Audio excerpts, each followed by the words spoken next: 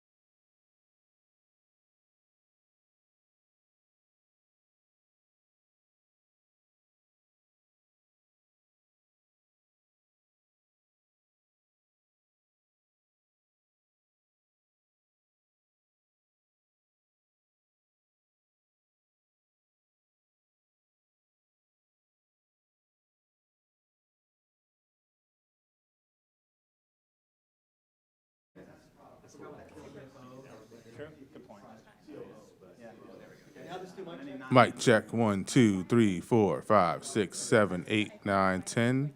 Mic check 1, 2, 3, 4, 5, 6, 7, 8, 9, 10. This is a mic check. 1, 2, 3, 4, 5, 6, 7, 8, 9, 10. Does he hear it? You don't hear anything? He doesn't hear it? I don't.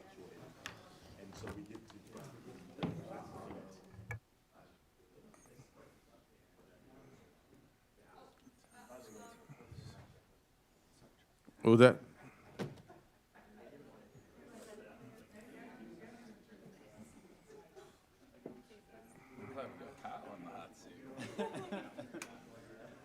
Mic check from the witness table. 1, 2, 3, 4, 5, 6, 7, 8, 9, 10. Check. Mic 1, 2, 3, 4, 5, 6, 7, 8, 9, 10.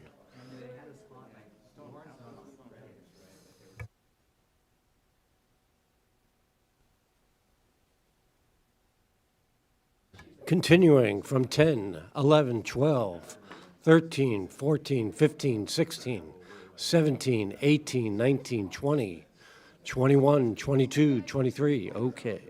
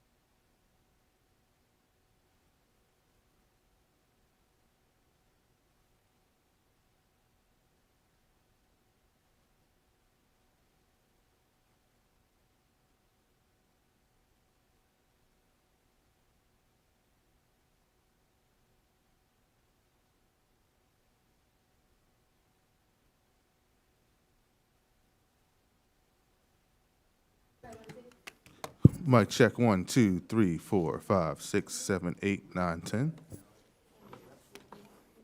Mic check 1, 2, 3, 4, 5, 6, 7, 8, 9, 10.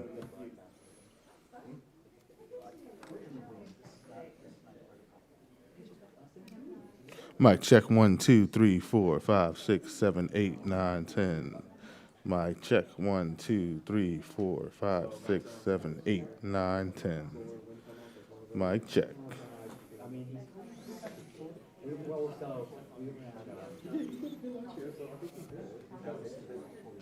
Mic check 1, 2, 3, 4, 5, 6, 7, 8, 9, 10. Mic check 1, 2, 3, 4, 5, 6, 7, 8, 9, 10. Okay.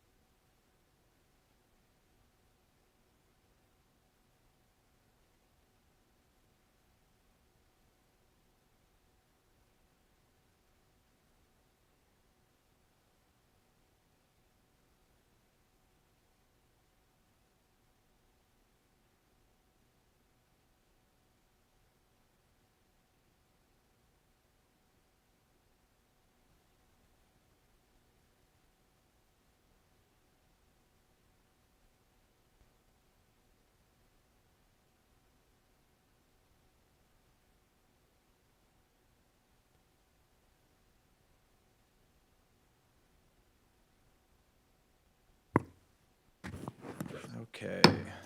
Subcommittee will come to order. I ask unanimous consent. I think I'll get it. I hope that our chair will be authorized to declare recess at any time. Without objection, so ordered. Okay. Well, we went right to the toilet. What a great way to start. Okay, well, I think that sets the tone for what we want to talk about today. So, welcome everyone with that to our first Readiness Subcommittee hearing of 2024. Hopefully he will be able to join us. We have a new member joining the subcommittee this year, Representative Gooden of the 5th District of Texas. I look forward to working with him, and hopefully when our other subcommittee members free up from their obligations, we can get everybody over here. But I look forward to working with all of you as we go forward through this next fiscal year. Unfortunately, as you can see from these photos, today's topic is not a new issue. Infrastructure across the department and the services continues to age, and the deteriorating conditions at military facilities obviously have broad effects, as you all well know. The neglect, the disrepair, the underfunding of our military facilities doesn't just harm our operational readiness capability, it does have significant impacts on everything, from quality of life for our service members to sustainment, to their ability to innovate, their ability to do their jobs. I am going to spend another couple of sentences here to underscore the most recent and most glaring example of the problems with our aging infrastructure. This GAO report, where we're just showing these photos from on the conditions of barracks across the military departments, I hope has been a real wake-up call for our leadership. We just had reports yesterday of a cockroach infestation down in Camp Lejeune, where we had to move Marines out of those barracks and just had breakfast with the Assistant Commandant of the Marine Corps this morning. I can tell you this committee takes these issues incredibly seriously, and it's something that I think we should talk about today for the public to hear that the leadership of the Pentagon takes this seriously and what the heck we're going to do about it. I know Ranking Member Garamendi and I sent a letter to Secretary Austin last year stating our bipartisan commitment to conducting oversight and finding solutions to these problems, because poorly maintained and neglected barracks common sense would say aggravates the recruitment and retention crisis that we're currently experiencing. Disrepair at barracks facilities, however, is only one of the symptoms of the underlying chronic problem. Facility, sustainment, restoration, modernization budget line, FSRM budget lines are routinely underfunded in the budget request every year. These budget lines are routinely used as pay-fors in budget reprogramming requests.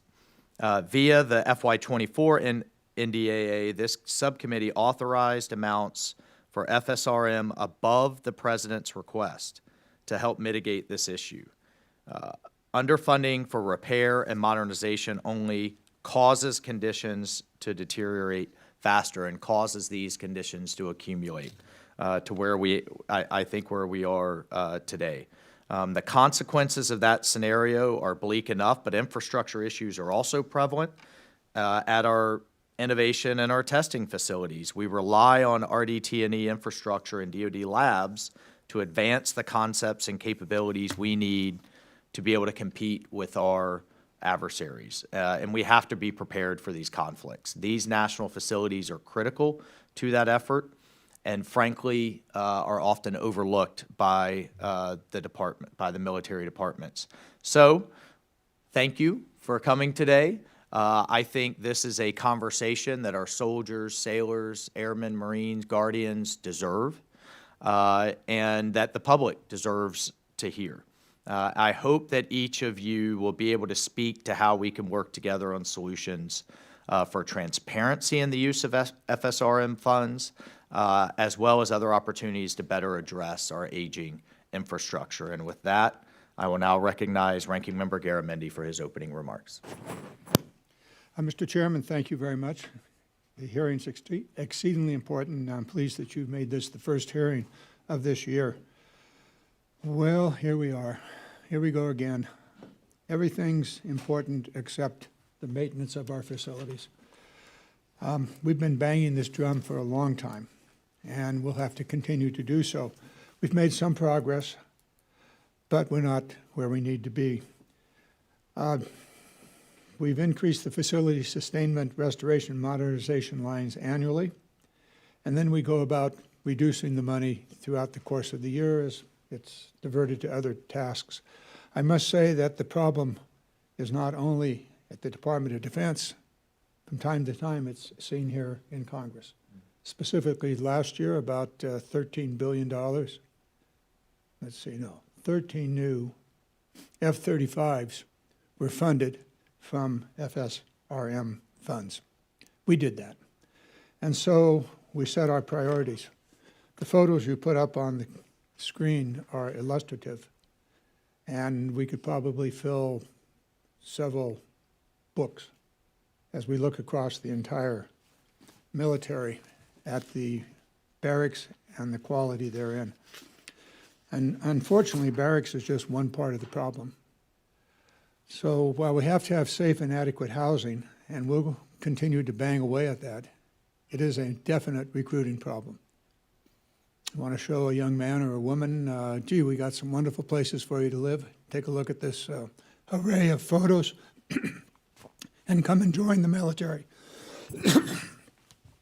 Not likely to do it. So, and we have the laboratories. Mr. Chairman, you spoke to the laboratory issues, and certainly that's a major part of the problem. We will not know if the equipment works, if the newest idea actually has merit, if we don't have labs that are capable of handling and managing the necessary testing of those ideas and facilities. So what are we going to do about it? Well, we did something about it with the family housing. We wrote into the NDAA, the law of the land, that the base commander's fitness report will in part be based upon his or her attention to family housing. So it's on the checklist. You want to move up the ranks? Then you're going to have to take care of family housing. It appears that maybe this is a lesson some of us learned in our childhood from our parents. You're going to be held responsible for making your bed. And if you don't, you're going to get in trouble. In this case, we ought to add to that requirement that the base commander be held accountable and responsible for barracks, and if there are testing facilities and other facilities on the base. In other words, the base commander be held responsible for the quality of the maintenance and efficiency of the facilities itself. I don't know of any other way to do it. We could pass laws, we could do anything, but if you want to move up in the ranks, then this is something you have to pay attention to if you are a base commander or any other specific role at the base. I'll let it go at that. I would ask that my statement be entered into the record because it was wonderfully written by a terrific staff, and I've just skimmed over it. Without objection. Without Yield back. Thank you, Mr. Garamendi. I'd now like to welcome and introduce today's witnesses.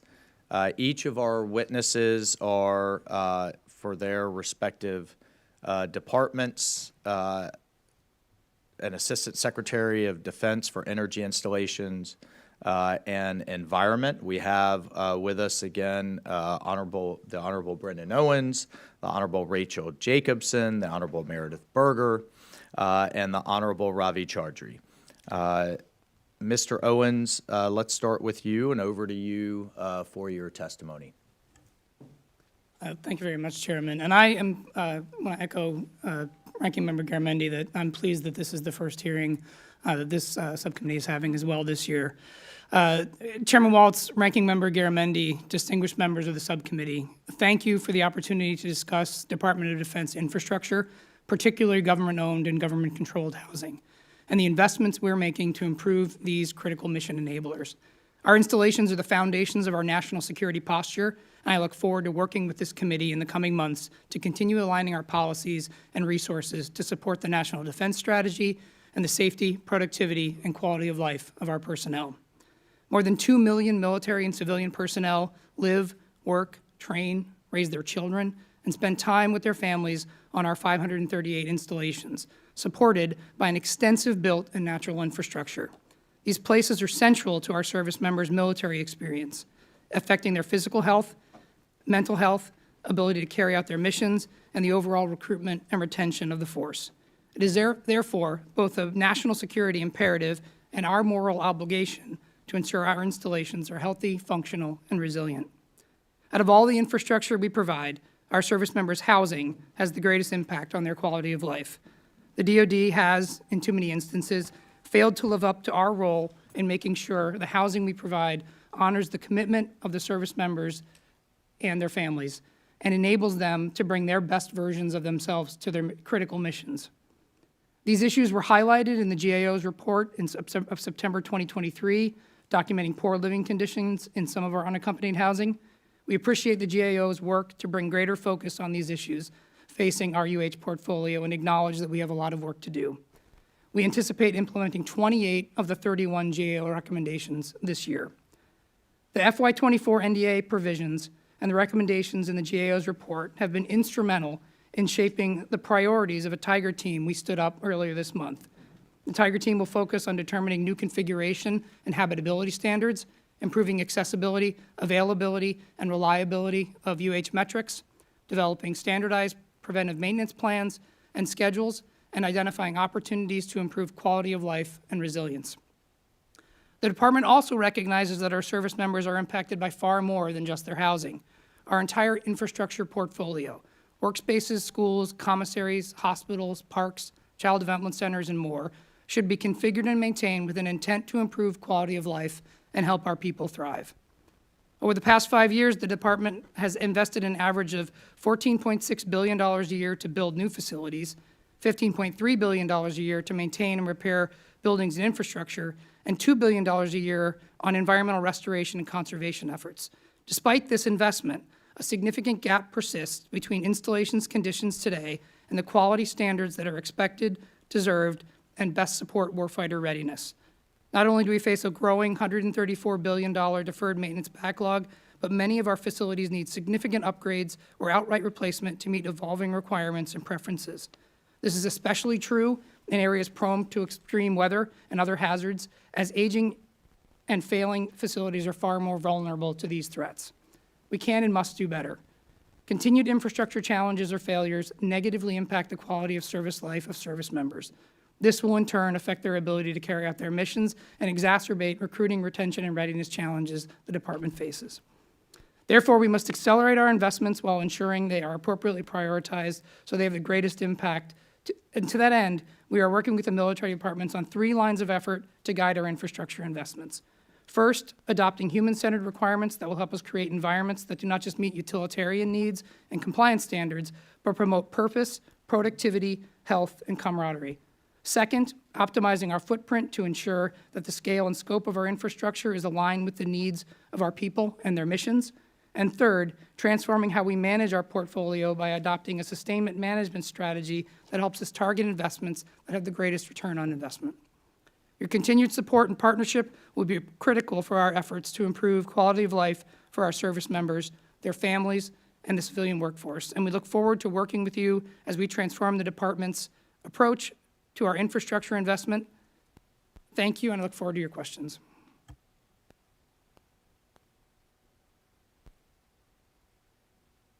Ms. Jacobson, please, for your testimony. Thank you, Chairman Waltz, Ranking Member Garamendi, and distinguished members of the subcommittee for inviting me here today to talk with you about the Army's housing and aging infrastructure. But I first want to say that our hearts go out to the families of soldiers who died in Jordan. It is a sad but important reminder of why we do what we do. The need for all soldiers to live and work in safe and healthy environments remains at the very top of Army senior leader priorities. We recognize the linkage between the quality of our facilities and the ability to retain a ready force. With respect to family housing, the Army has made real progress. Our oversight of housing providers has increased significantly, and we are now preparing to institute a standardized quality assurance, quality control maintenance program that will be applicable at all installations. And we are making sure tenants fully understand and take full advantage of the rights Congress has given them. With respect to barracks, Army shares the concern of Congress, as reflected in the 2024 NDAA, that immediate and concrete measures must be taken to address our failing barracks, especially in the wake of the September GAO report. We welcome the codification of these measures into law, and we look forward to working with Congress and with the Office of Secretary of Defense to make sure they are meaningfully executable within realistic timeframes. In sum, the Army will make it work. Our commitment is evidenced by our proposed investment in permanent party barracks, which now exceeds $1.5 billion per year across the future years defense program. And when adding all barracks types across all components, active, guard, and reserve, it hovers at approximately $2.1 billion a year across that same time frame. A number of factors have contributed to the current situation, namely the sheer size of our inventory, the growing backlog of deferred maintenance, the large deficit in permanent party spaces, and ineffective management practices. We are applying a multi-pronged strategy to solve this problem. First, we will maximize every dollar we spend on barracks. Our funding must be focused on bringing as many barracks as possible out of poor and failing category. We will take full advantage of the new authority Congress has given us to replace barracks that are beyond repair using restoration and modernization funding. This approach to inventory capitalization will save time and money, so we thank Congress for that authority. Also, the Army has already committed to increasing our investments in sustainment. This funding will be used for large-scale projects such as roofs and HVAC systems. The goal is to bring as many barracks as possible into good condition and keep them there. Second, we will build a robust workforce of trained civilian barracks managers. We will no longer ask soldiers to perform these functions as a collateral duty. Third, we are taking a hard look at changing the way we do business. This includes how we design our barracks spaces to give soldiers better living experiences. It includes examining our assignment policies to determine whether more soldiers should live off base. And it includes a robust business case analysis of barracks privatization. The Army is ready to move forward with a privatized junior enlisted barracks project at Fort Irwin. That project will go a long way in helping us understand how and where privatization might be beneficial.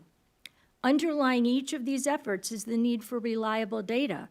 The Army will examine our databases to make sure they reflect current real-world conditions as accurately as possible. We need to have good visibility into how we're spending our resources. Obviously, much work is needed to improve barracks. The Army has made great strides in understanding the scale of the problem, as well as the resourcing needs. Now is the time to roll up our sleeves and fix the problem. We look forward to working with Congress to make improved barracks a reality. I look forward to your questions. Thank you, Ms. Jacobson. Ms. Berger, for your testimony. Chairman Waltz, Ranking Member Garamendi, and distinguished members of the subcommittee, thank you for inviting me to come talk today about our housing and aging infrastructure. The majority of our infrastructure, whether barracks, utilities, our public shipyards, is not in the shape that it should be. As an institution, we have allowed these assets to degrade over time. We have identified and deferred risk and allowed that risk to accumulate and compound. We've been paying the bill with quality of life and readiness. I'm grateful to the sailors and Marines who have raised these issues with me and with department leadership, to the Government Accountability Office for creating formal reports and recommendations, and to Congress for your attention and for codifying requirements. Your intent in the NDAA language is loud and clear, and your goals for our sailors and Marines are the ones that the Department of the Navy shares. We've got some efforts underway, we've made some meaningful progress, and we've got some significant work left to do. Today's marks a big step forward for the Marine Corps. The Assistant Commandant directed a Marine Corps-wide wall-to-wall inspection of barracks and told them to report back. If your barracks have issues, get out there and own it, he says. ACMAC words are what we are doing across the Department of the Navy. We're getting out there and we're owning it. I talk about infrastructure in support of critical missions, and Chairman, I heard this in your opening remarks. A sailor or Marine recruited and retained, healthy, safe, supported and trained, with a physical space to do the work of our national defense, will return infinitely more value than the dollars that it will cost. But it'll cost a lot to get it right. And a good maritime fighting force always keeps their eyes on the horizon. We cannot simply accommodate the circumstances that we have always known. We must also anticipate the environment and requirements. The Department of the Navy has advocated for and accelerated opportunities that will yield increased quality of life and competitive advantage. These include using the Congressional Pilot Authority for privatized unaccompanied housing in 2 fleet concentration areas, San Diego and Norfolk. We're also running a Pathfinder project on free Wi-Fi in barracks in Norfolk as we increasingly hear and believe this resource is a fundamental requirement for quality of life and operational success. We see resilience and efficiency saves dollars and makes sense, and there's a difference between historic and old. At this critical moment, and Ranking Member Garamendi, I heard this in what you were saying, it is action by leadership that is paramount. Thank you for yours, and I remain committed to ensuring that we provide the infrastructure to support our sailors, Marines, civilians, and all of our critical missions. I look forward to our conversation today. Thank you.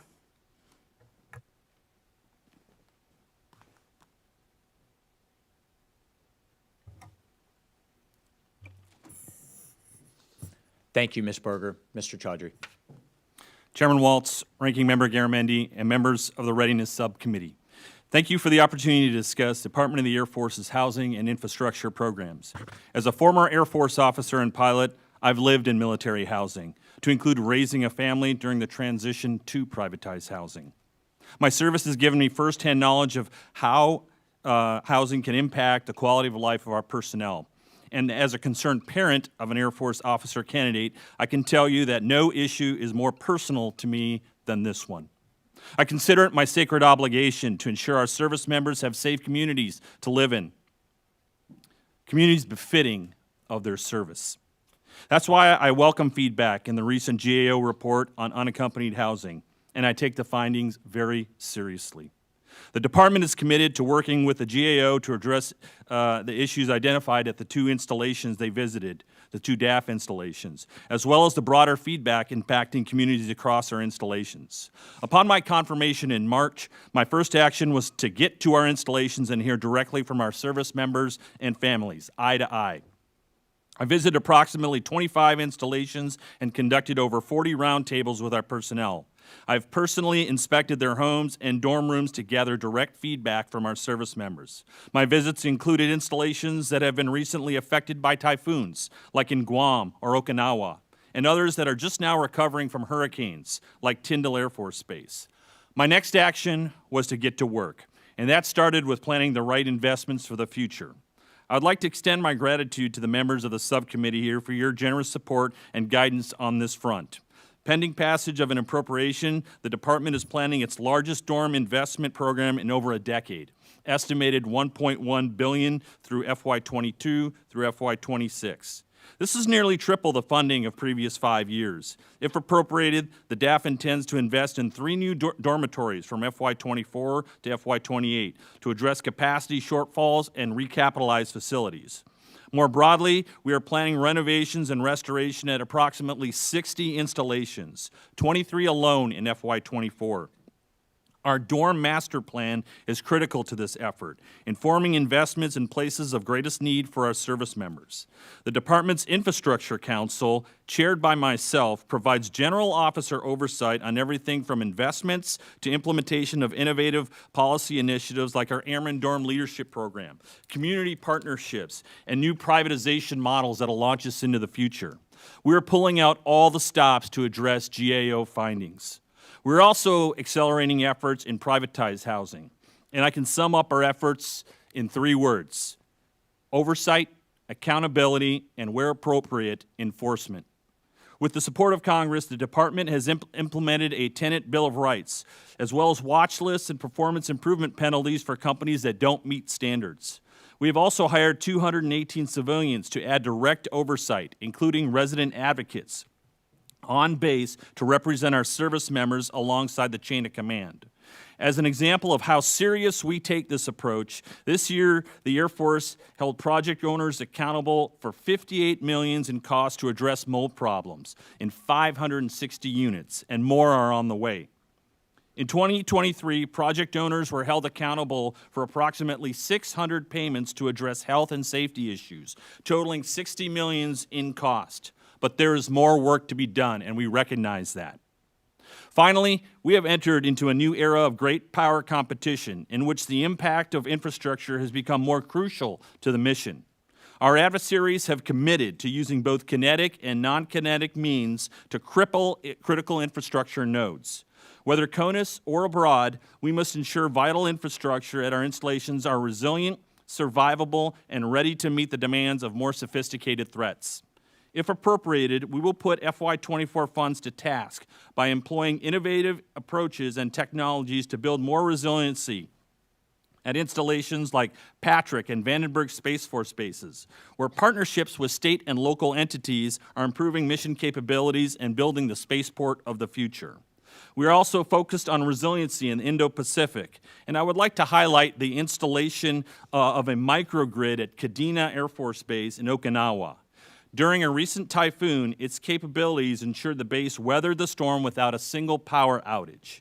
These critical investments could prove to be the margin of victory in great power competition, a competition in which we dare not come in second place. Once again, thank you for your support of our airmen and guardians, and I look forward to your questions.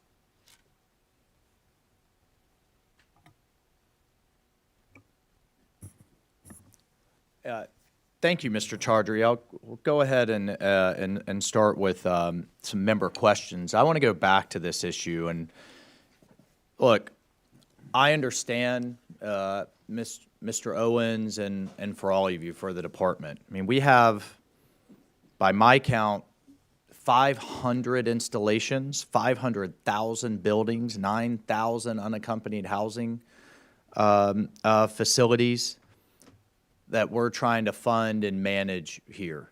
The GAO visited just 10. I don't even know what they would have seen if they could have gone to all of them. I don't think anybody on this committee or any of you are expecting our service members to live in the Taj Mahal. I don't think that's their expectation. But this is disgusting. This is unsatisfactory. I don't know if any of you, would any of you want your children in these kind of conditions with mold, with feces, with broken sewage lines? I wouldn't. Do you think anybody who's in these facilities, I mean, again, this is just a small sample of what we're managing, or telling their high school buddy or their cousin or whomever, this is a service you got to join? I could tell you as a veteran, and I think I could speak for most members, for all of us here, you're overseas, you're deployed, you come back home, you want a washing machine and a dryer that works, you want a decent facility to go back to, and I can't even imagine what this is doing to unit morale. So here, just a couple of questions. Number one, and I guess I'll start with you, Mr. Owens, just looking across the department, who was fired? Who was held accountable? Several of you put accountability as a key part of your testimony. Who was fired? What base commander, what facility manager, what overseer from an oversight standpoint? Was anybody relieved or fired because of this? Chairman Waltz, I'm not aware of anyone who was. Do you find that acceptable? I mean, a hallmark of military leadership, of any leadership, is accountability and consequences when you fall short, much less having our soldiers and sailors and service members living in this. Yeah, yes, sir. I totally agree with that. And I think the strategies that we're putting in place, the accountability that you've placed on us as leaders through the NDAA. But no one from the secretary down to your level, down to the services, down to the base commander, nobody has actually been held accountable, correct? No one's actually been relieved or fired. Not that correct? I'm aware of. I would submit to you that may be a critical part of the problem, because that sends a signal that this is unacceptable. We received the FY25 budget request details, or when we receive them, excuse me, I know they're forthcoming, but I think given the situation that you all agree that we're in, can we expect to see FSRM budget lines funded to 100% of the requirement? I'll go with, I mean, across the department, but obviously down the services. Can we expect to see that or not? Just a quick yes or no. For the Army, with respect to barracks, yes. FSRM across, I mean, it's one thing if you're in a clean and safe environment where you're living, but you have to go to work. Of course. Right. Of course. Across the board, FSRM, yes or no? 100%. We are still working out the budget for FY25 and haven't determined yet the FSRM percentages for all the other facilities. But right now, barracks is our priority because of the immediate needs. Okay. Ms. Berger. I'll say the same, we're still in final, but making sure that everything is executable, absolutely. Okay, we'll pull the thread on that in a minute, on the executable piece. Mr. Chaudhry. Yes, as we go through the details, but we understand that mission requirements is something that we're focused on in the Air Force, especially with great power competition. So the answer is yes. However, tough choices are driving us in that direction, and funding is becoming a critical resource, one that we need to stay in touch of. So yes. I mean, this just feels like Groundhog Day. We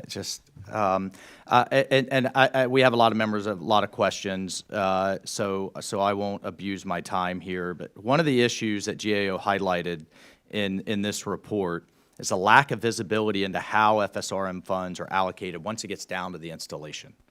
So just for the sake of time, across the department, Mr. Owens, how are we going to deal with that? Do you agree it's a concern, and then how are we going to address the issue?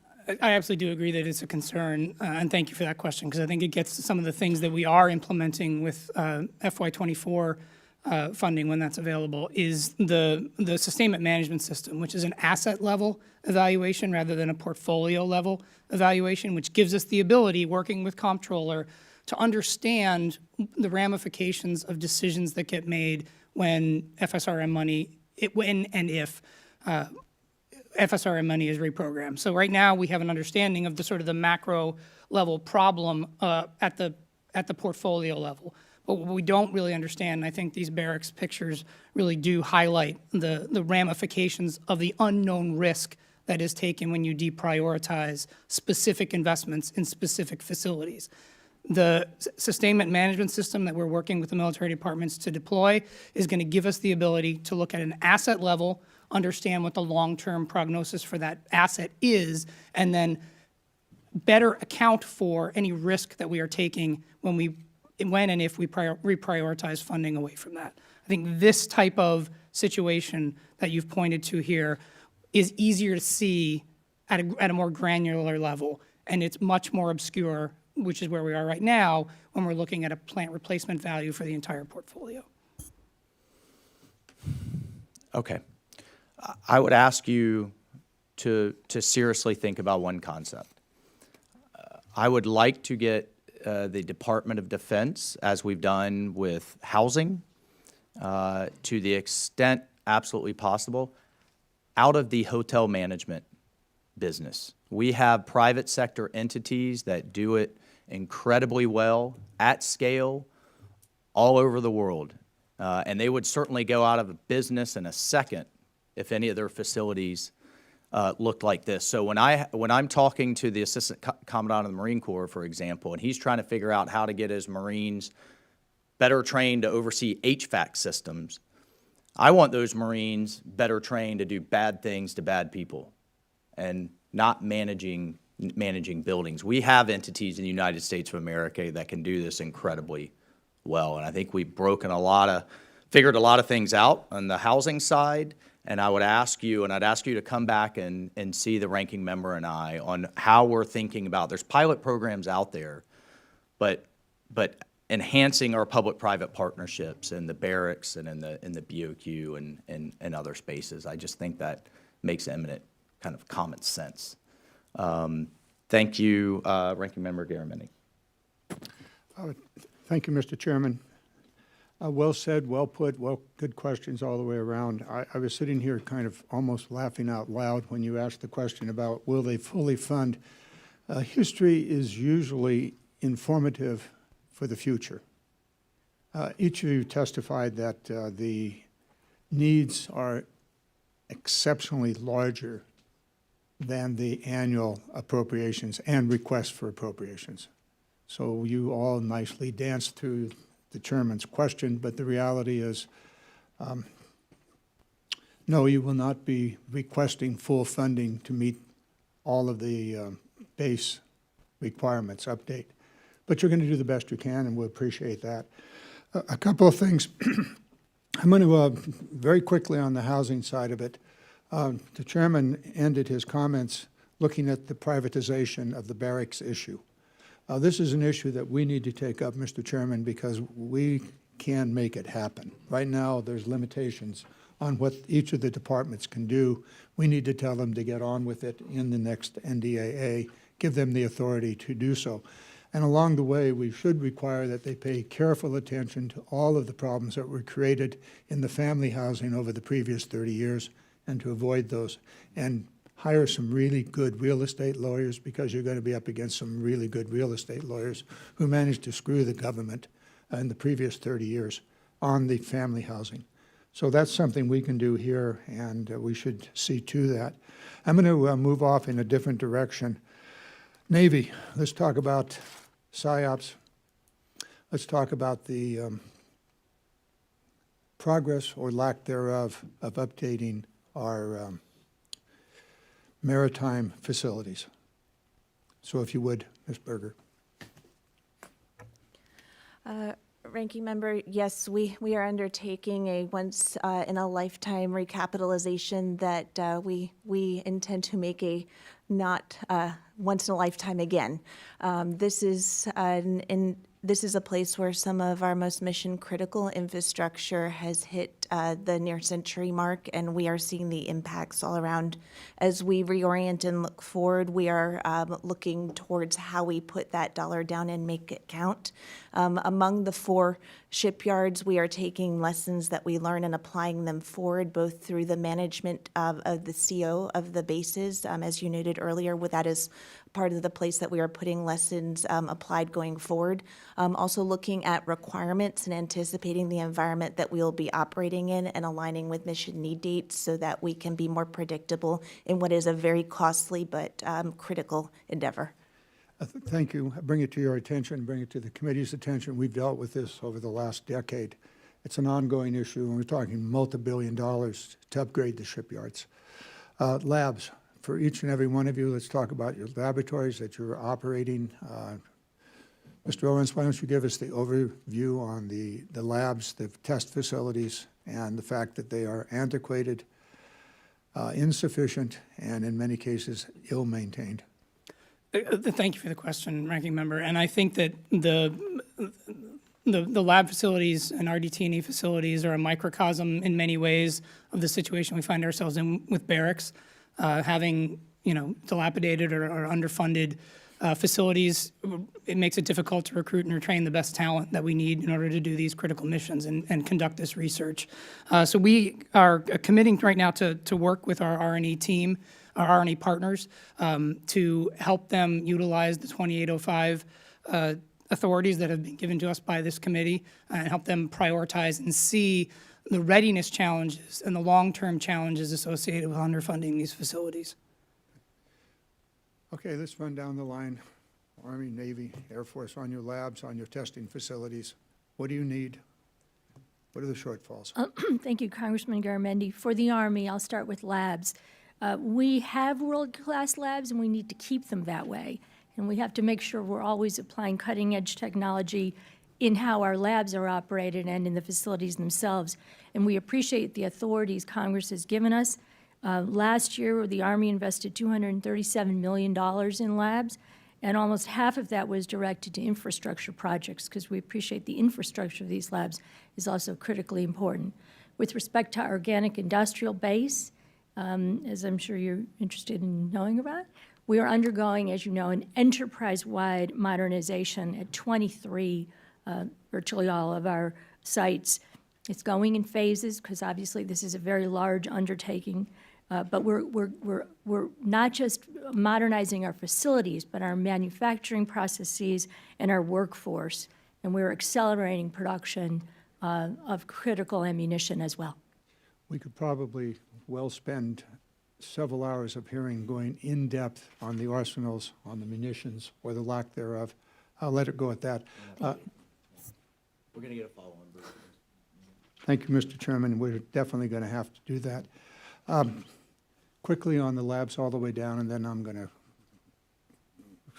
be finished. Go ahead. Labs, testing facilities. Very quickly, grateful for the new authority, and we'll work with OSD to make sure that we contribute to that way forward. Specifically, we have increased our NICE funding from 2 to 4% in reserves to have more of that funding to reinvest in infrastructure.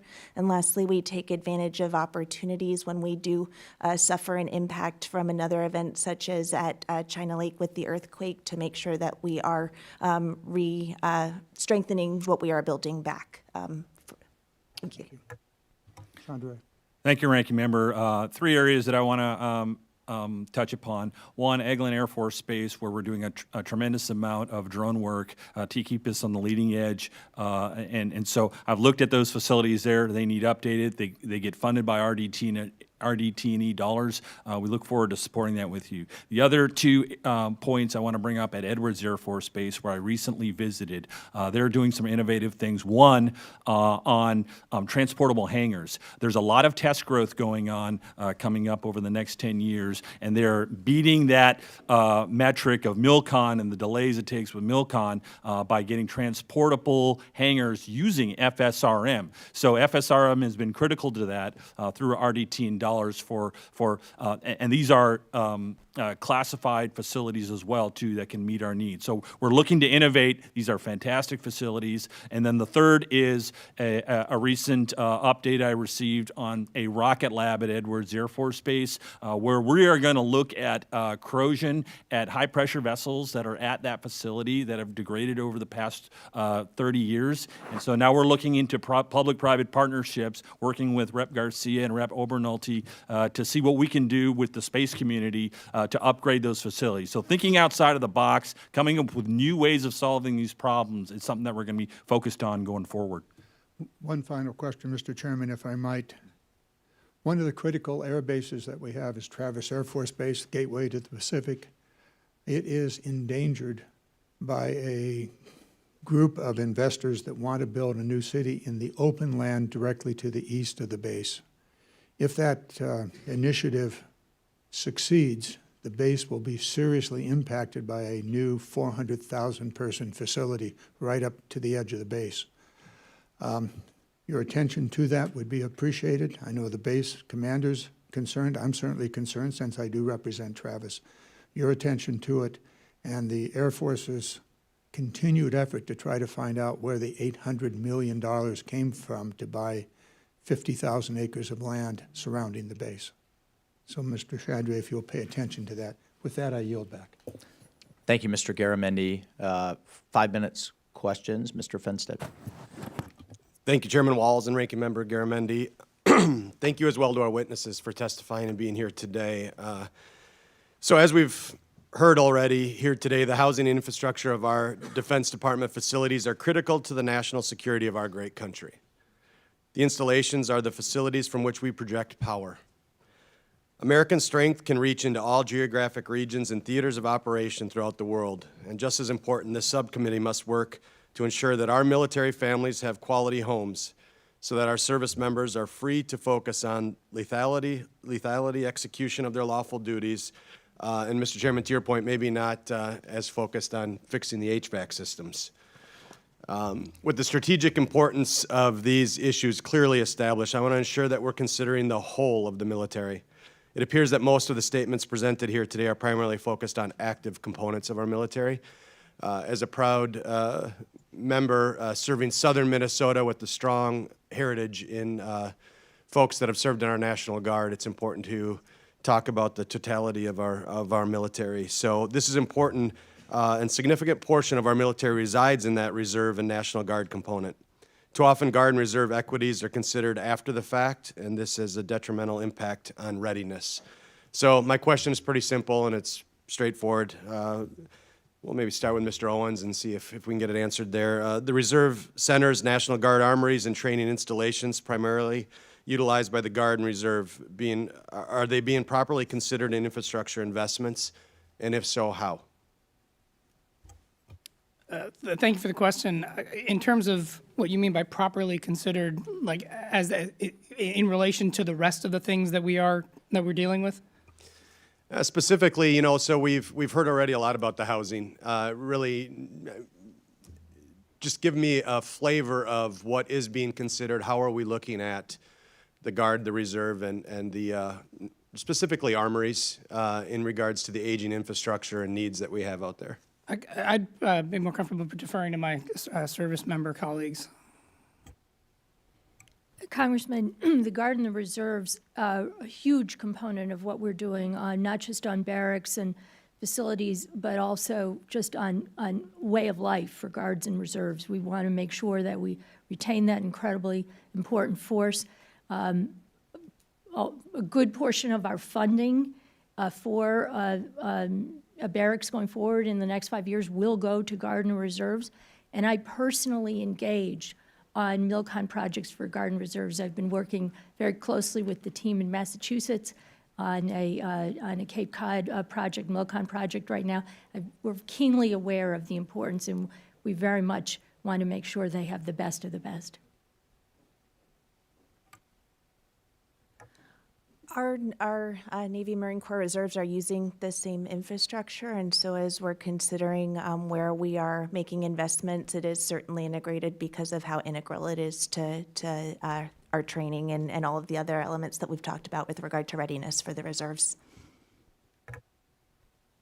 Rep. Finstead, thank you for the comment and the question. And I'm heartened to hear your words on this topic because the Air National Guard base in Minneapolis is a place that I learned about air power, and it excited me about pursuing my career in the Air Force. And congratulations on selection on receiving new C-130J aircraft, too. So I remain extremely connected to the Minnesota Guard and all they do for the nation. On your question, I just returned from from attending Northern Edge, which is a large total force exercise that is conducting extremely important multi-domain training. Their facilities are facilities that are in my portfolio as well. And one of the most innovative points about it is they just broke ground on an all-new hangar. And the great thing about the innovative piece about that is that their hangar holds multiple weapon systems, not just one weapon system. It's a common hangar. So that was an innovation made by the Guard itself with help from state funding. So understanding how the Guard addresses infrastructure is something that the active duty can learn from, and I'm going to stay engaged on that subject, particularly when it comes to infrastructure. So you have my commitment that I'll continue in that journey. Thank you. And Mr. Chairman, I'll just close with this. The piece that resonates with me this morning is accountability. And after you had the opportunity to show us a few of these pictures and having the honor to travel around the country and see some of these facilities, I mean, we can do better. We must do better. It's not a partisan issue. This is an American issue. We owe it to our servicemen and women to do better.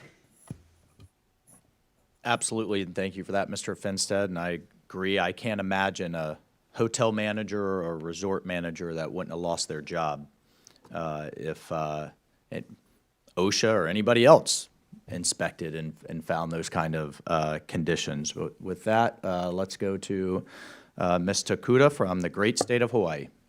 Thank you, Mr. Chair. I'm going to have just two basic questions, one local, one global, and this is about the Navy water system in Hawaii. And while this is happening in Hawaii, sadly, we know, given the state of facilities, it's likely happening across the country. Ms. Berger, I am concerned about renewed complaints and reports of the Navy's water system on Oahu having visible sheens, as you know, strong odors, chemical tastes in their drinking water, their tap water.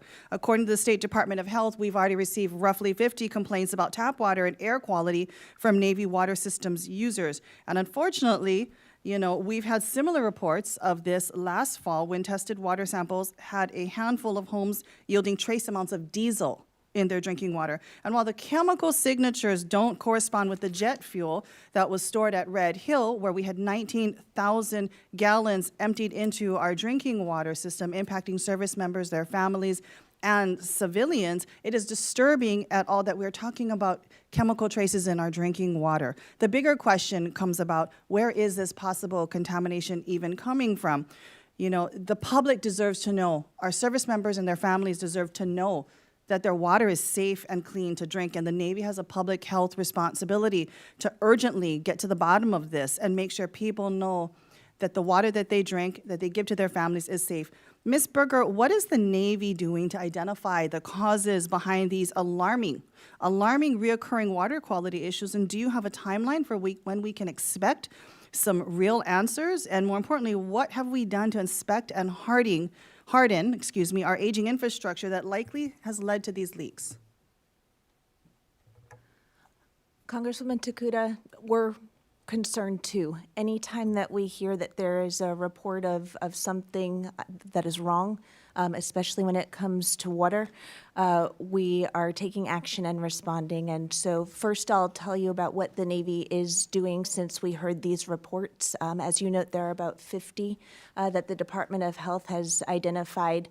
For everybody that we can directly respond to individually, we have gone to the home or location identified. We have gathered information from the reporting individual or family. We have provided bottled water, and we have done testing to ascertain what the levels are in the water. Significantly, we have seen that every indication is below the 266 level of TPH, which is what the Department of Health and EPA have identified for safe drinking water standards. But there is something wrong, and so we need to see what is causing people to report that they are having an impact. The Navy has put together a team of scientific and communication experts, so not only can we do the science research, but also make sure that we are sharing the information with people. So Department of Health, Environmental Protection Agency, and Navy have set up a swarm team to look at the analysis, to look at the data gathered and analyzed to make sure that we are understanding what the source potential impacts both over the course of time and and in aggregation can mean. We do not have all of that information yet, but in the interim, as we get information and can share with people what we are doing, we are posting on our website. We have phone numbers where people can call and gain information if they're interested, and I also. appreciate that, Ms. Berger. Unfortunately, I have a very little time, but I want to harp on what you just said. We do not actually know what the impacts are of extended exposure to TPH, petroleum, in our drinking water, in our cooking water, in our bathing water. We do not know what exposure to lower levels of TPH in our drinking water, something we don't expect to find when we pick up our water to drink or to give to our child, what that could mean to both service members and their families, to civilians that are being exposed through these water system leakages and whatnot. So that is a big concern. And I want to make sure that as we go forward, we are consistent in the treatment of residents. We have found publicly, it was reported that residents said their home, was told by the military that their home was not on the Navy water line, denied long-term monitoring by the Navy, and then it was reverse coursed a few weeks later, again, eroding the trust and confidence that at the end of the day, the Navy has people's best interests in mind, both service members and civilians. I would actually charge, whether it be the pictures that we've seen or the water that our constituents in Hawaii are forced to drink, challenge you to live in some of these homes and drink the water, give them to your children and your families, and ask yourselves, do you feel safe? Knowing that, yes, it is below the 266 TPH level, but at the end of the day, if there's a sheen on your water and a smell coming from it, would you pick up that glass and drink it? Similarly, would you live in the housing structures that we have seen, sadly, that our service members, their family members are being forced to live in domestically and overseas? And Mr. Chair, I would like to enter into record some questions about our overseas installations and the state of the facilities there and what we are doing to make sure we improve quality of life, safety, and health for our service members, as well as to be respectful citizens in another country. Without objection. Thank you, Mr. Chair. Thank you, Ms. Takuda, and to Ms. Higgins, who has been a real leader and champion of quality of life of our service members. Thank you, Mr. Chair, and thank you to just everyone who came today to testify before our panel. It's been a great privilege to sit on the Quality of Life Task Force with Congressman Bacon and Ms. Houlihan, and just to hear time after time about what our servicemen and women need in their families. Pay and compensation. Housing is always number 2, though. Childcare, healthcare. So there's a lot of room for improvement. I'm just thankful to have your ear and that to hear your passion and to know that you prioritize it just like we do. I share having children who serve, so just thinking of them at every turn and everything that we do. And I wanted to speak, just take a minute to advocate for Oconus as well. And I know that Ms. Takuda just touched on that, but just recently visiting Japan and Okinawa and Kadena, they looked right at us and said, in 10 years, we can't do the mission that we need to do if we don't put some time and money into our infrastructure. I was just at Marine Corps Air Station Futenma. I know that base is what's going on. Is it staying? Is it moving? Is it, but the Marines there are still there. They're still 67 miles away from China. We have to continue to focus on those Oconus housing and infrastructure issues. They don't have people like us that represent that come here and can speak about what those bases need. So please be their voices for them. I represent Virginia Beach, so I have Naval Air Station Oceana, the East Coast Master Jet Base, and it is pathetic. I get frustrated and angry every time. I always tell the base CO I'm their worst secret shopper. As a Navy veteran, Navy wife, I drive around there, I go to the commissary. I look at the housing every time I go, and it makes me madder every time I go. So there's a lot of room for improvement, and I know that you share those concerns. I wanted to take a minute and turn a little bit and talk about something positive, because I know that that Secretary Berger and I have worked together many times. She has come to my district. Thank you so much for your advocacy. And one of the things that I talked about the first time I think we had one of these readiness committees was the fact that we had our junior enlisted moving into unaccompanied housing and paying for Wi-Fi. And that connectivity piece is so important. As a nurse practitioner, mental health care provider, I've been focused on that as well. And that piece alone, making sure that our junior servicemen and women have access to Wi-Fi, and the fact that we were charging them and moving them into crappy barracks and then charging them for Wi-Fi was one of the most frustrating things that I think I learned when I started doing this job. So I wanted to applaud you and just say kudos. Thank you so much for for providing that pilot program for the Navy about, giving our servicemen and women access to free Wi-Fi. But could you please speak about how you did that? Because I know you've come up with some creative ways for funding and really thinking outside the box, which I think is what we need to do right now. Certainly, yes. Thank you for the attention to our infrastructure and to some of the most pressing needs of our sailors and our Marines. And I want to share the credit with Fleet Forces and the regional command and local commands there who all took it on board too and made it happen. It is a use of the MWR funding. So very, very fitting in terms of what we mean when we talk about MWR and ensuring that we are providing our sailors with what they need. And so we have about 4,000 sailors right now who will have access to the Wi-Fi.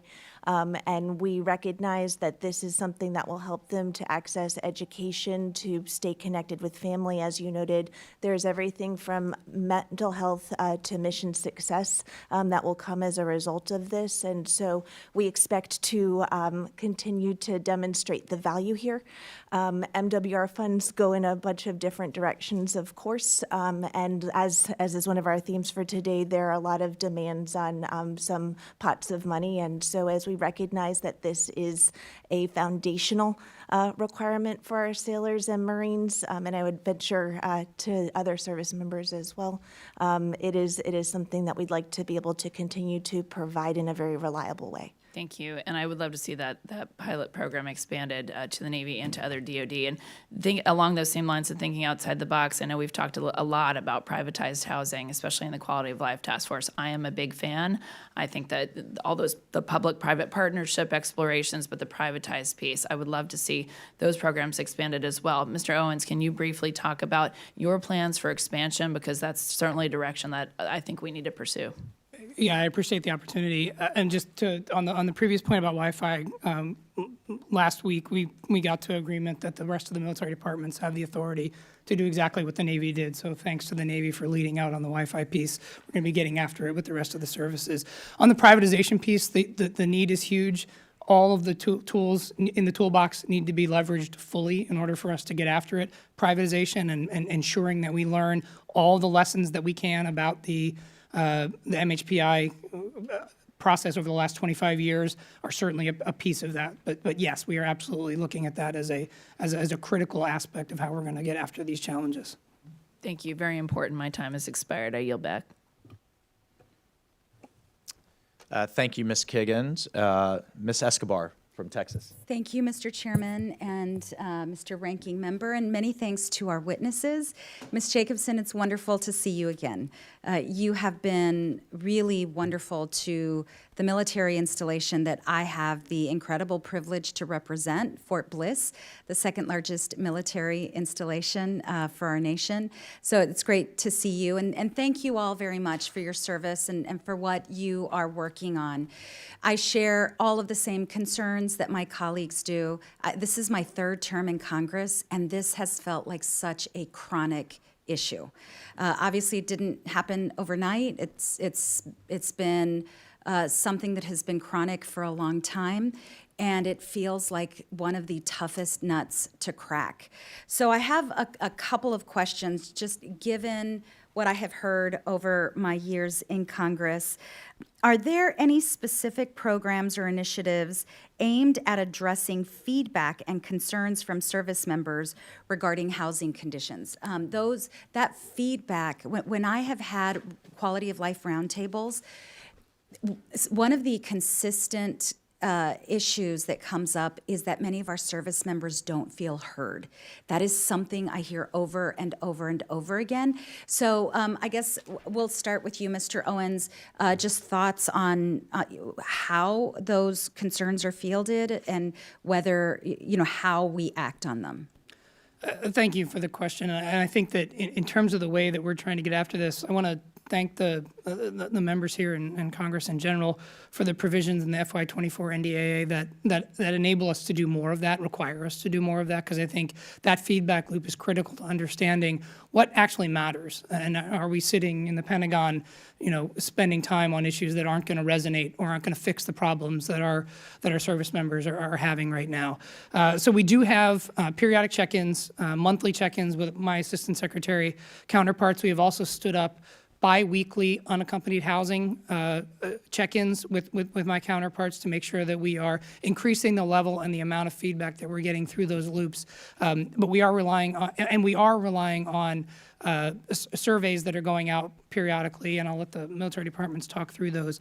But I think we can do better. I think we can do a lot better, and I think we can utilize strategies and technologies that aren't necessarily reliant on proactive response to a series of questions about what matters to you today. I know the Army did a barracks survey, and I think that a lot of that information was illustrative, but I don't think it's the most effective way or the most direct way to take the pulse of the climate right now. And we're exploring various different technologies and strategies that are going to be able to help us shorten that cycle time and really be on top of these issues proactively rather than letting this come up and then have to be assessed and have to be statistically parsed and sliced and diced so that we can then make an action, which then takes longer than it needed to. So we're trying to get after this in multiple different ways.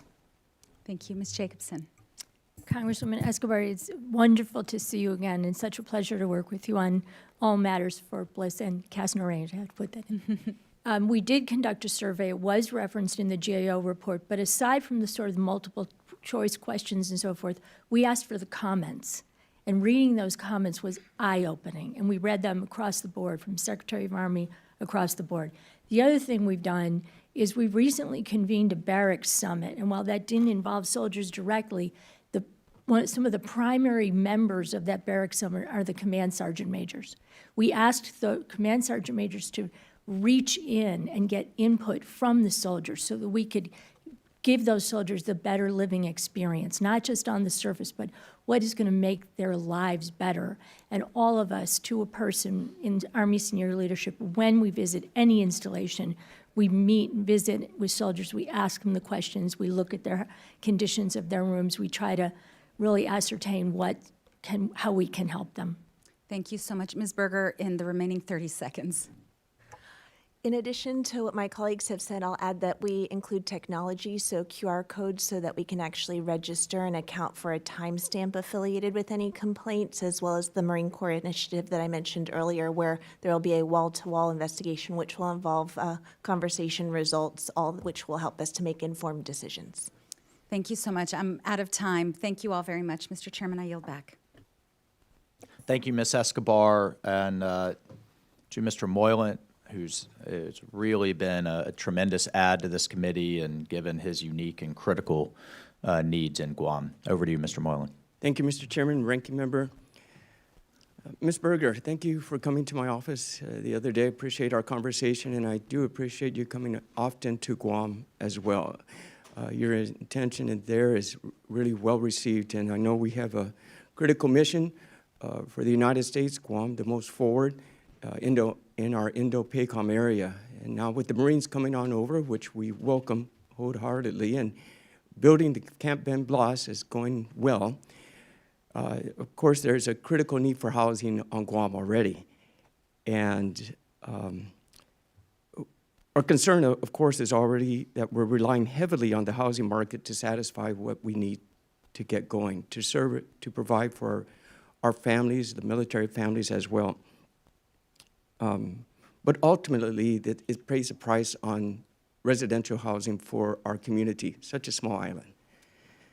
So give us your perspective on the portion of housing that will be needed on outside as well, with the Marines coming on over, and what's the consideration that you're looking at for the local residents on this effect that it would have on the housing market for the residents of Guam? Half a day, Rep. Moylan, and thank you for your hospitality in your office. And when I have had the chance to visit Guam, As you note, it is an island, a small place. It is really the ultimate defense community in a lot of ways. There's such interdependence on the ecosystem, and the Marine Corps, as they are moving forward, is not taking that lightly. You note Camp Blas is moving along, but there is also the community element, and so the Marine Corps and Navy is going through and making sure that we do a housing assessment out on the market. That will be complete in March. So very soon, the work is ongoing as we speak, and I'll be able to give you with fidelity what that impact looks like, but we are taking into account a lot of the things that we talked about in terms of requirements for talent to be able to build if there is a need for build, the environmental considerations as we think about any sort of permitting or other places. So really that holistic look at what the impact is. So the work is ongoing. I will come back to you when it is complete this spring. And we are doing it with the cognizance of the perspective that you have provided. Thank you, sir. Thank you very much. Mr. Owens, Guam is, of course, we're faced with many storms. And we recently had that Typhoon Mawar, and we're still recovering from that as well. And it really had an impact on the construction that we desperately need to get going, especially the housing construction that we need there as well. So members and I, we have written to Secretary Austin requesting a clear construction strategy to be developed and submitted to Congress. We haven't heard feedback from that yet. And that's concerning for us, and especially now with the FY25 budget, we're working on when will the department be providing a response on how will the FY25 budget request account for Typhoon Mawar damage?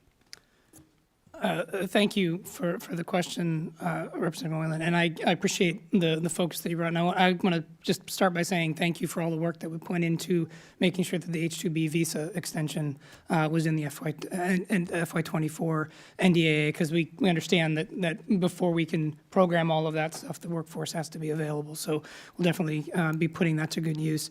In terms of specific responses, I'll have to get back to you on a schedule. But over the course of the last several months, we have stood up a series of governance structures within the Department of Defense, putting the Undersecretary of the Navy as the sole point of accountability for all the issues that are being dealt with, to make sure that we are prioritizing, first of all, cataloging, prioritizing, and then sequencing the work that needs to happen.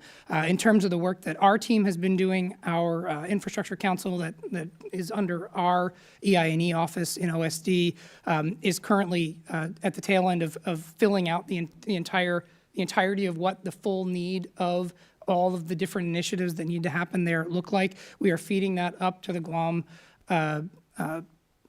Strategic Oversight Council for digestion and then for prioritization. And out of that comes the full plan. Thank you, Mr. Owens. It's just critical timing, and we really want to help to get that money out to you. Just one final question for you, just a few seconds left. OCOLA is so important for us on Guam. The cost of living is extremely high. Everything is shipped in. We got deducted. It was how it was measured, but we really need that back. Can you tell us you're going to look at that and bring it back for us, please? I'd be happy to work with our partners in PNR to work on that issue. Thank you very much. Thank you to the panel. Mr. Chairman, I yield back. Thank you. Thank you, Mr. Moylan, and over to Mr. Davis from the great state of North Carolina, a state that I feel like I have literally walked with a very heavy rucksack in training. But over to you, Mr. Davis. Hey, well, thank you for walking in North Carolina, Mr. Chair, to the ranking member, and to all of the guests, witnesses who are here today. Thank you so much for taking the time to join us and to provide us these important updates as it pertains to the state of our installation infrastructure. I want to travel back to North Carolina, if I may, to Seymour Johnson Air Force Base. On base, as there are often challenges that are posed on our bases in terms of health risk. One of the things that stood out to me when I visited Seymour Johnson Air Force Base was a deteriorating, in particularly the physical fitness center, the fitness center. And as we talk about recruitment, retention, readiness, for the fitness center itself to pose a risk, potentially, to members. What steps are we finding that the department's taken to try to address, in particularly, unhygienic and aging physical fitness and equipment infrastructure that puts military personnel and their families at risk? Rep. Davis, I understand that's a question for me. Yes, yes. I'm sorry, Mr. Chowdhury. Yeah, absolutely. Thank you for the question. First and foremost, safety is the #1 priority for our men and women in uniform. So addressing safety concerns on the spot is the responsibility of the installation commander. I will take a note of that. I was not aware of a safety issue, so I'll make sure I take that baton and look into that for you. If that's okay, I'll get back to you on the details of that to include our plan for recovery. Second, if it's an infrastructure issue itself, we'll make sure that we take a look at it as a facility. We have a number of models, especially for fitness centers, that we've been utilizing across our installations to generate opportunities to update if funding is not available in a MILCON or FSRM direction. We know of some wings that are realizing operational energy savings, and in our portfolio, we have opportunities to realize those savings and give those savings back to the unit itself. So this could be a candidate for that opportunity, but if you would, I'd like to take that back and focus on the fitness center at Seymour Johnson and give you a well-groomed plan to move forward with it. Absolutely. And I do have one other follow-up here in particular. I remember when I was there too, going over to the Child Development Center because part of the roof was falling apart. And while I was there, I know this could not have been planned well. I'm out looking at the roof, and this 4-year-old child comes up to the window and waves at me with the biggest smile. But when I think about, broadly speaking, child development centers, how are we prioritizing them trying to get through this process, realizing the challenges that, are posing so many military families? Thank you for that, Rep. Davis. So once again, on the safety piece, if there's a safety issue at our Child Development Center, it needs to be addressed that day. We cannot wrestle with any sort of ambiguity with that particular issue. And so I'll check back on the CDC as well and make sure that we're addressing it. More broadly on CDCs, the Department of the Air Force is embarking, in addition to the $1.1 billion in dormitory investments, another $600,000 in 19 different CDCs. So we are planning, if appropriated, to move forward with a large program to upgrade our CDCs. It could be anything from renovation to building all new ones. We have several scheduled plans. So we're going to aggressively get at this particular problem. We'll look and see. I can get back to you on what the plans are for the CDC at Seymour Johnson, and I'll take that back as a due out, but if that's okay with you. But I just want to let you know the department is committed to broadening our investments in CDCs going forward. And Mr. Chair, I would just end by saying, I do appreciate, the dedicated work, and I do understand the challenges, and definitely look forward to connecting again. And thank you for your continued service. I yield back. Thank you, Mr. Davis. Mr. Wilson. Thank you, Mr. Chairman. I want to thank each of you for your service, and I have a special appreciation. I served 31 years myself, and to me, military service is very uplifting. And then, all due to my wife, we have 4 sons who have served in Iraq, Egypt, and Afghanistan.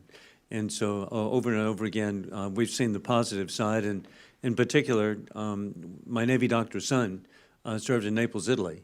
And one of the benefits is that we now have 3 grandchildren who speak Italian. So, hey, I just want to, again, thank you for what's being done. I'm very grateful to represent Fort Jackson. We still have some trails that we need the VMI chairman to come and bring his rucksack. And and representing Fort Jackson and also nearby Shaw, the proverbial question is always a delay and having repairs. What is the department doing to ensure that maintenance requests are responded to, Mr. Secretary Owens, in regard to timing? I think I'd start, and thank you for the question. I think I'd start, Representative Wilson, by pointing to the work that we are eager to get after relative to the sustainment management structure and sustainment management system, which gives us the ability to have asset-level assessments so that we can understand what the ramifications of delay are better than we can right now. At a portfolio level, like I said earlier, we understand the sort of macro level challenge and the money problem, but to the specific example that Representative Davis gave about a failing roof in the CDC, I agree with Dr. Chowdhury that that is not a thing that we can let sit for even a couple of hours. So the asset management approach will give us the ability to rack and stack these issues in a more deliberate and responsive way. Well, it's just so, for health and safety, we really appreciate expediting in every way. Additionally, Secretary Jacobson, indeed, reliable energy is a critical asset to ensure mission continuity at installations. In your statement, you mentioned the Army is working with privatized partners to increase housing sustainability and reduce installation energy consumption. Besides solar, what has the department done to consider other energy sources? I'm particularly interested in small modular reactors. To me, you would have energy security, you would have reliability, you would have, I can list 100 things. And a great thing about a small modular reactor, I can see it as so helpful in the territory of Guam. When I think of how beautiful that territory is, and Congressman Moylan and I have discussed this, that indeed the beautiful beaches of Guam, Hawaii has copied this, and we need to have energy security. For Guam, I can see energy security for military installations like Fort Jackson. I previously represented Parris Island. So what are the efforts being made to multiple energy sources? Congressman, thank you very much for that question. It's an important one, and I too am a big believer in exploring nuclear energy options on our installations wherever possible. I've stood up a multidisciplinary working group so that we can be prepared, assuming we get Army leadership approval, to move forward with exploring a request for proposal. I know the Air Force is a little bit ahead of us, to place a small modular reactor on one of our bases. We're not quite there yet, but we're looking at every single issue. Where is it feasible? What are the licensing requirements? What are the needs? What are the state and local politics surrounding it? But we too agree that our energy future must include nuclear energy. And I was really grateful last night to meet with the Energy Minister of Romania.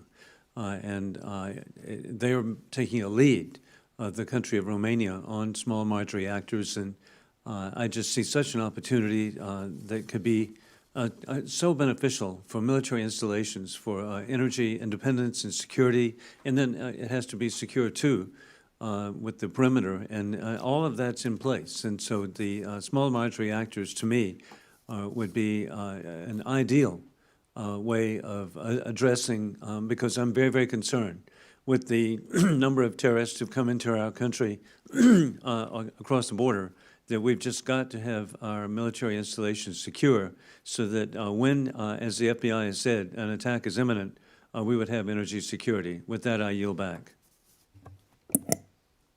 Thank you, Mr. Wilson. And for 5 minutes questions, Mr. Vesey. Thank you, Mr. Chairman. I want to thank the panel for being here today to answer questions and about something that's really important. In 2021, I took the first CODAIL to Fort Hood. It was the first one that we did after COVID. And one of the things that we looked at when we were at Fort Hood, now Fort Cavazos, was the living conditions. And we had some good off-the-record conversations with enlistees and junior officers. And one of the areas that they consistently pointed out was how challenging it can be, particularly when you're trying to also raise a family for child care needs and things like that. For some cities, they just don't have adequate housing supply. that is nearby, and so that puts a lot of pressure on them being able to perform up to where they need to. And then also when it comes to living too, and I know that we're here to talk about the aging housing issue and how we can get those updated, but want to just continue to talk about just rising prices for military families. I led a letter last year we sent to Secretary Austin urging the DoD to allow families to buy groceries and other household goods from commissaries at cost, because in addition to housing, those things around food, around shelter, around childcare, all those, they all tie into the importance of housing too. And so I just really want to urge you to continue to look in those places and how that complements housing. And in light of today's military recruitment challenges, we know that all of those things have to be addressed. And we've seen the photos where people have depicted living in subpar living conditions in barracks. And when you go to visit bases, they'll tell you that a lot of the housing on the bases is older and it needs to be updated, not just because it's old, but because of safety reasons as well, that it needs to be updated. Has your organization, and anybody can answer this, has your organization taken any steps to proactively manage and mitigate the public perception around these challenges, particularly when a lot of the recruits or potential recruits have heard a lot of these stories? I'll take a first step and then ask my counterparts to join in. I want to thank Representative Davis and Strickland and Escobar, Moylan, and Kiggins for the work that they've been doing on the quality of life panel that stood up in response, I think, to a lot of the concerns that you've just expressed. That has created a companion effort within DoD, which is a joint being led by our legislative affairs team, and includes personnel and readiness, it includes acquisitions and sustainment, and we have a regular set of meetings where we're focused on looking at the total the total quality of service that we are providing across all of our departments. We are incorporating many of those things that we've learned as a process, as part of that quality of life engagements that we've had with that subcommittee into the Tiger team that we're standing up for unaccompanied housing, because getting after those issues, addressing them head on is something that I think we can do better at. While we're fixing the problem, we can also make sure that we are highlighting the places where quality of service is something that we can be proud of. And I think the Navy's unaccompanied, privatized unaccompanied barracks in San Diego are a great example of things that we can hold up and say, this is where we think we're headed. So with that, I'll turn it over to the rest of the folks. Congressman, sorry. With respect to family housing, the Army has been very much out front in letting those companies know that if they are not fulfilling their obligations, we'll hold them in default of their leases and withhold their incentive payments until they get there. And I have personally issued default notices where circumstances required it because conditions were unacceptable and were not being addressed adequately. With respect to barracks, we're unfolding a huge program to get our barracks, as many as possible, into good quality, to take them out of the so-called Q3, Q4 bad quality, poor and failing, into good quality and keep them there. We're going to make sure that our dollars are invested wisely so that our soldiers have good living experiences. Yeah, thank you. And let me just say this in closing, that in addition to the housing and trying to address the aging infrastructure as it relates to housing, and I talked about some of the other challenges as well. Please look at gas prices, particularly for military personnel that are stationed on the West Coast, because even if you receive a bump in your BAH, once you get there, if gas is $5, $6 a gallon like it was in some circumstances, it just eats it up. And I had a family that lives in my district that was stationed out at Edwards Air Force Base, and they wrote me all the time about how people were having to live in RVs because even with the bump in the BAH, they still could not afford to have housing around there. So thank you.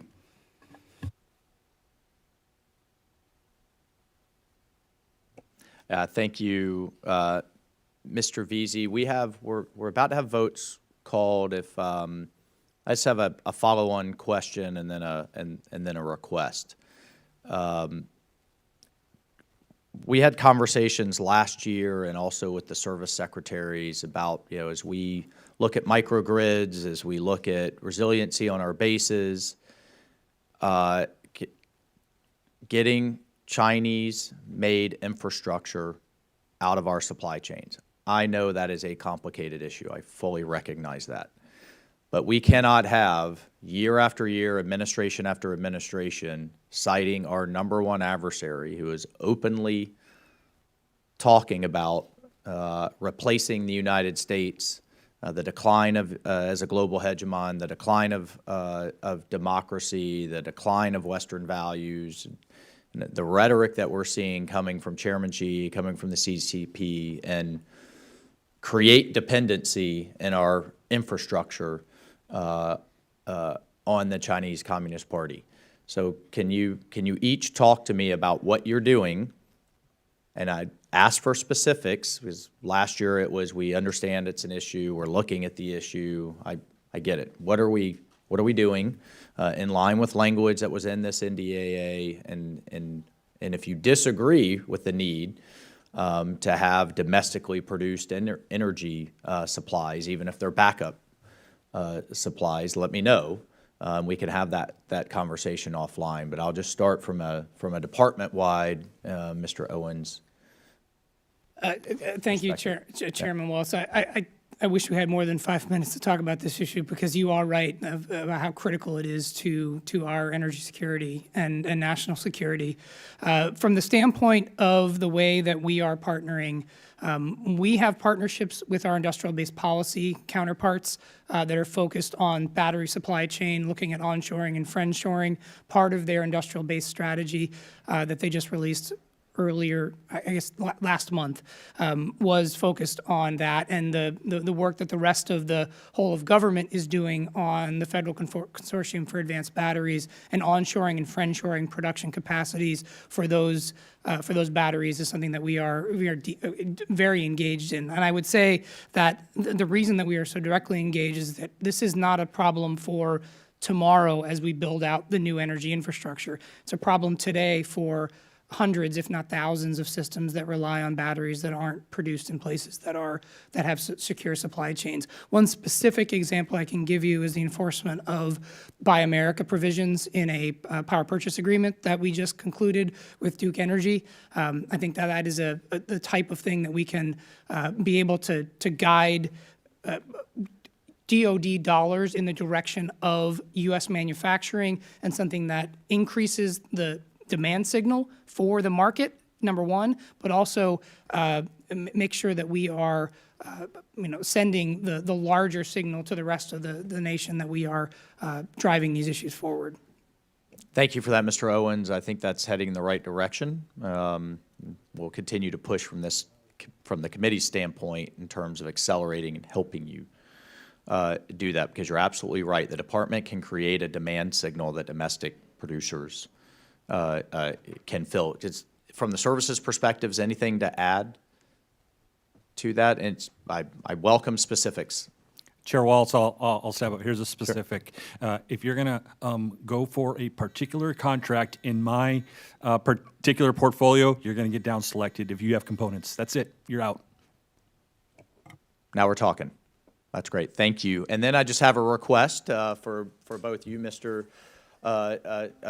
Chaudhry. Forgive me if I mispronounced your name earlier, and Ms. Jacobson and Mr. Owens. We have probably the most high-profile Child Development Center at Camp Bull Simons at Eglin Air Force Base. Frankly, I don't think this committee with the Senate and conference should be really wrestling over a CDC. Either it is safe to be and to operate and to be on Camp Bull Simons, given its proximity to a range, or it's not. But parsing, we have a church there, we have a playground there, but we can't have a child development center there, I think, are just all kinds of bizarre distinctions. So I'd ask you guys to resolve this issue. Either it's safe to be there and the special operators need a place that their families don't have to drive hours to drop off their kids, and that they will be prioritized, which they would not be in town. so to speak, or they're not. So if we could get that resolved this year, that would be, that's just my request of you. That would be fantastic. So thank you. And Ranking Member. Mr. Chairman, thank you for bringing up the energy issue. We were going to go by that. We should not. You brought it up. Mr. Owens, you spoke to the Buy America requirements. There's a huge loophole in the Department of Defense that can waive the Buy America requirements. We need to close that. If we are able to enforce the Buy America requirements, then the chairman's concern about Chinese batteries and the like will move past that, because they'll have to be made in America or friendly countries nearby. Thank you for bringing that up. The energy issues, resiliency, we've talked about that. We can go on for several hours. I notice we don't have several hours. We may have even a few seconds. I've asked each of you to share with me, and I would also request that you share with the chair and the staff, specific requests that you need in this coming NDAA to carry out the tasks that you have described to us that you want to do. Housing, energy, installations, on and on, all of those things. We're going to be working on the NDAA next month. So I think I said March 15th is my deadline. The chairman may have a March 1st deadline. We need to know what you need to carry out your task. With that, Mr. Chairman, I yield back. Thank you, Ranking Member Garamendi, and with that, hearing adjourned.